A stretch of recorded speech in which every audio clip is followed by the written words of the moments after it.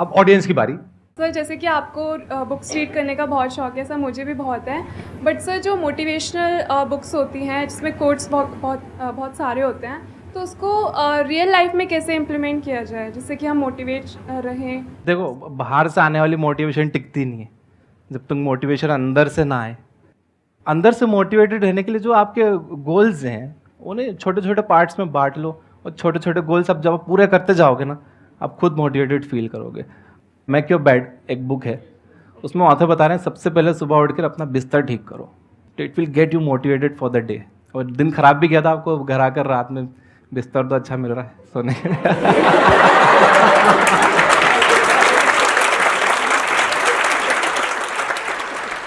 Thank you so much sir, Most welcome. Invite करने के लिए। और मैं बहुत खुश हूँ, मुझे रात में नींद नहीं आई आपसे मिलने के लिए, मैं इतना एक्साइटेड था।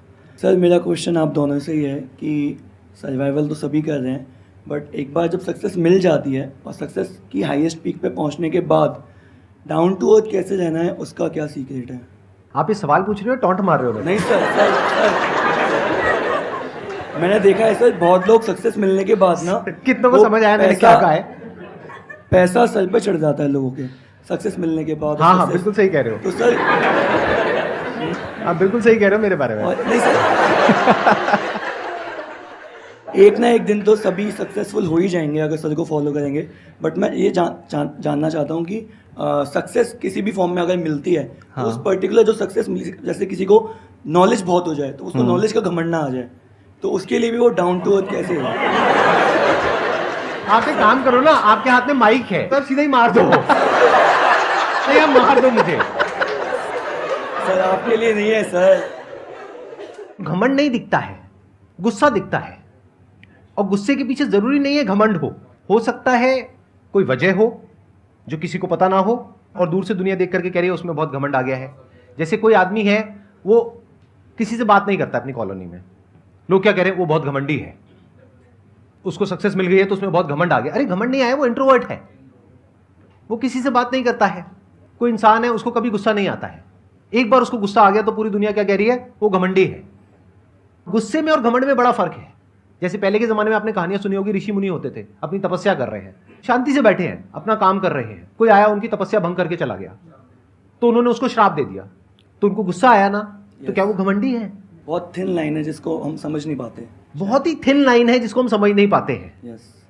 और उसको समझना बहुत ही कॉम्प्लिकेटेड है, क्योंकि उसमें इतने सारे फैक्ट्स इन्वॉल्व हैं, जिसमें से 99% फैक्ट्स तो सामने वाले को पता ही नहीं होते हैं। यानी आपके पड़ोसी के बारे में 99% बातें हैं जो आपको पता ही नहीं है, और आप 1% के बेस पे उसको जज कर रहे हो। मतलब कि अपना ध्यान अपने काम पर रखो, और दुनिया का जो काम है वो उन पे छोड़ दो। दुनिया का काम है आपके काम में कमियां निकालना, करेक्ट। आपका काम है अपने काम को अच्छे से करना। करेक्ट। तो आप अपना काम करो, दुनिया को उनका काम करने दो। और जैसे आपने बताया शुरू में कि अगर कोई ज़्यादा बात नहीं करता किसी से तो ज़रूरी नहीं घमंडी, वो इंट्रोवर्ट हो सकता है। मैं भी इंट्रोवर्ट हूँ, और मुझे भी अभी रिसेंटली पता चला है कई लोग घमंडी बोलते हैं। ध्यान से समझना, यहाँ पे एक बहुत बड़ा पॉइंट है। जो लोग इनको घमंडी बोलते हैं और घमंडी समझते हैं, क्या मनी मन उनको इनके ऊपर गुस्सा नहीं आएगा, इनसे जेलसी नहीं होगी, उनको बदला लेने की भावना नहीं आएगी इनकी तरफ उनके मन में, जबकि इनके मन में उनके लिए कुछ भी नहीं है, बट उनके मन में आ चुकी है। अब उसका क्या इलाज है? ये दुनिया ऐसी ही है, तो दुनिया को दुनिया के हाल पे छोड़ दो।